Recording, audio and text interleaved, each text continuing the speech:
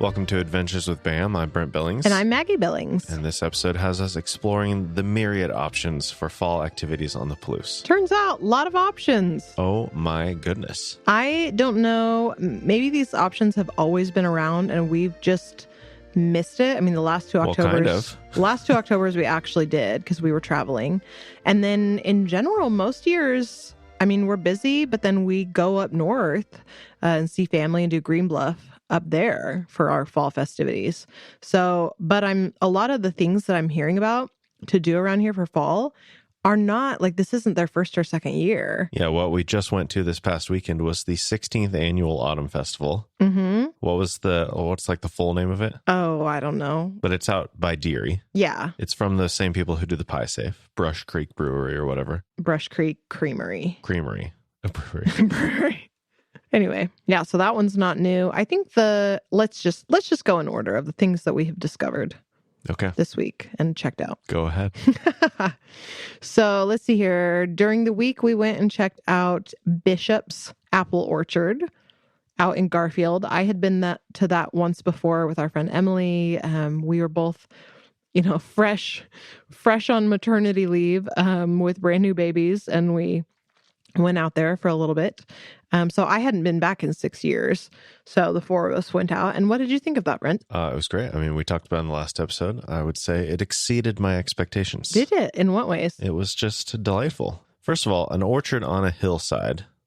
I mean, there are some hills to Green Bluff, but not nearly as much as like this. Like I'm climbing to go up and down the rows. Yeah. Which, some people might not appreciate. Very Palouse-y.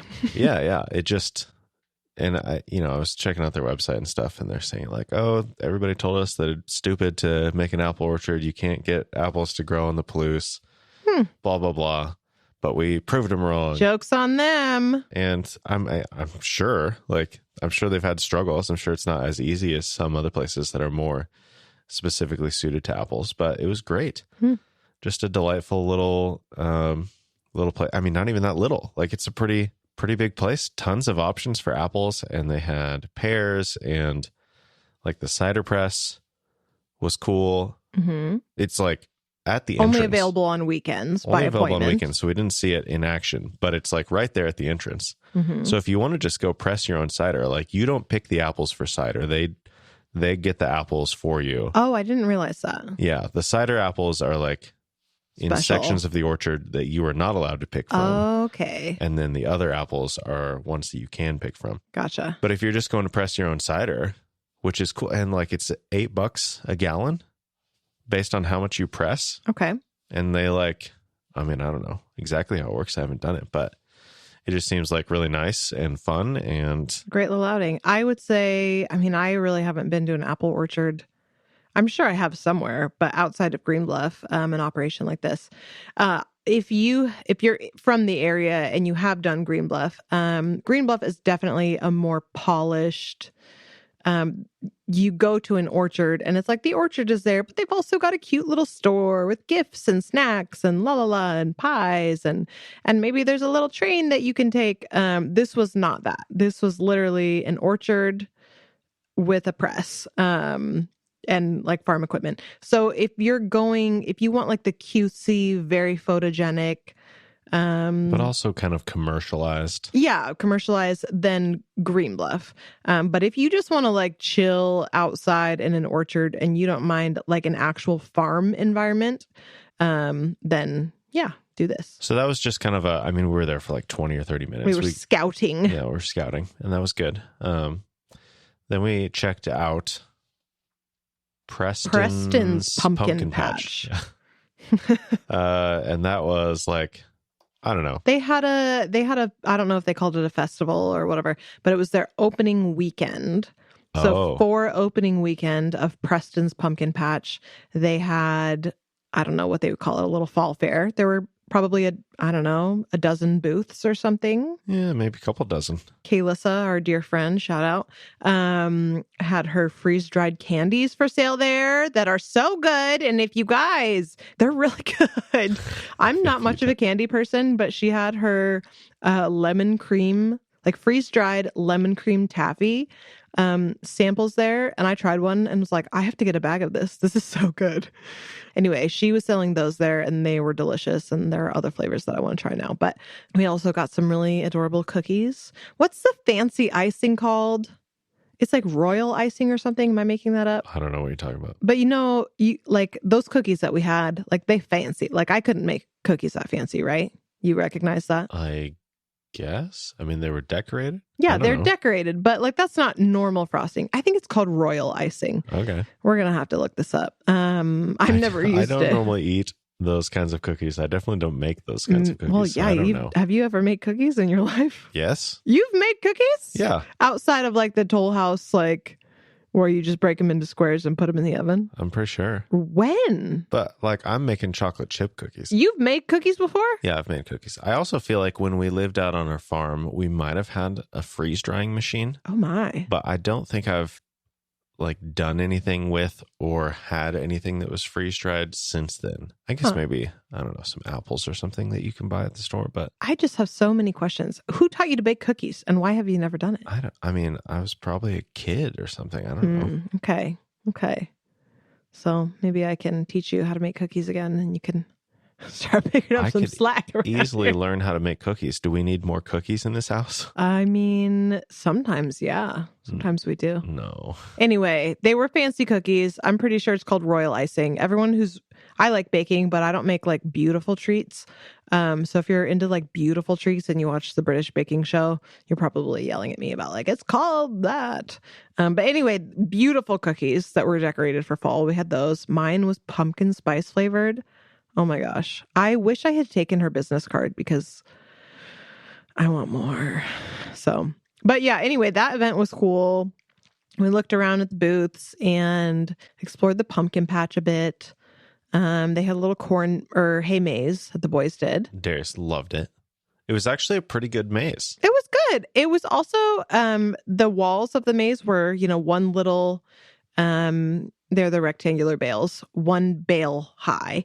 So it was a great example of the different personalities between Darius and Torin. Because Darius is like, oh, no, that one's can't go that way. Torin's like, I wanted to go this way. So he'll just climb over it. They had like little ropes and things on top of the bales to show you where you're not supposed to go. And Torin's like, I don't care.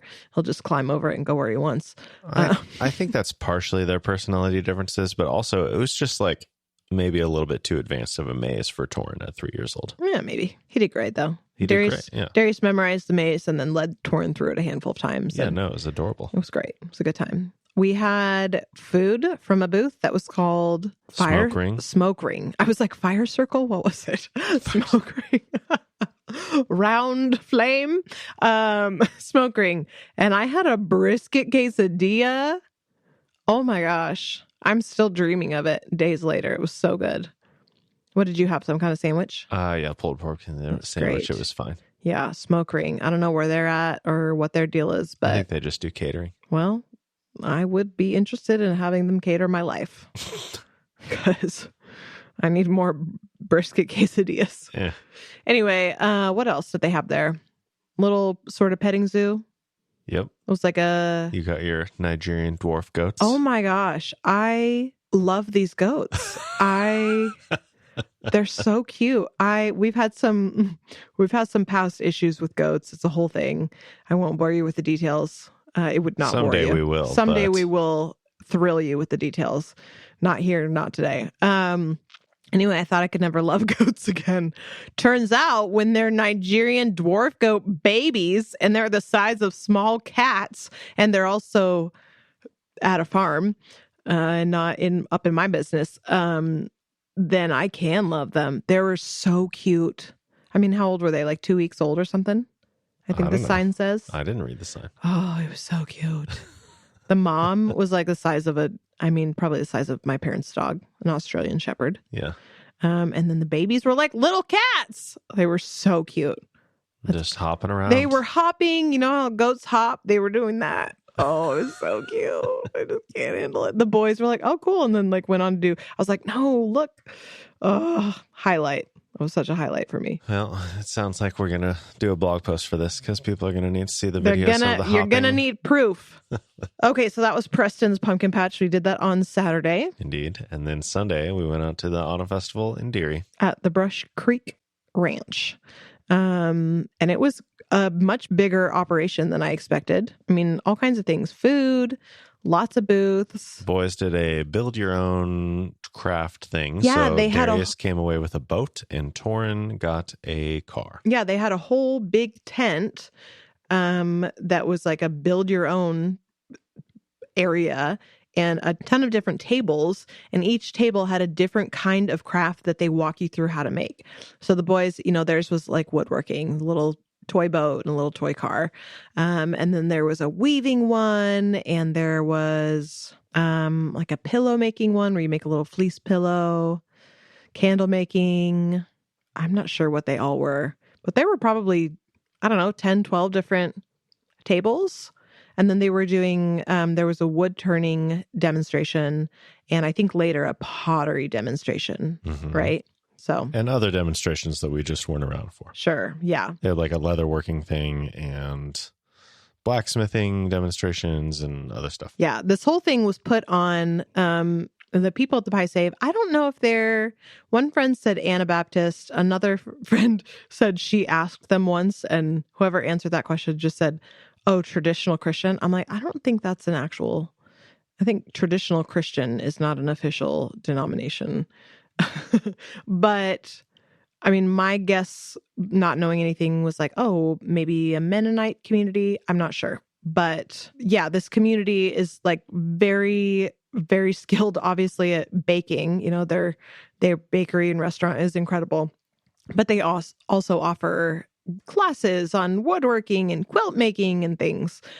So just a very skilled community of people with a lot of these skills that are being lost. So it was cool to see them kind of offering an opportunity to like, here, try your hand at this and check out how we do this. So that was really cool. Notably not a brewery. Yeah, I think that's an intentional thing for them. Did they have any beer available? I don't think so. I don't remember seeing any alcohol anywhere. Yeah, it was like cider and hot cocoa. I also was not like thinking about it. Yeah. Yeah. I think there's specifically no alcohol. What else? And then they had lots of booths and things selling more food and treats and different stuff.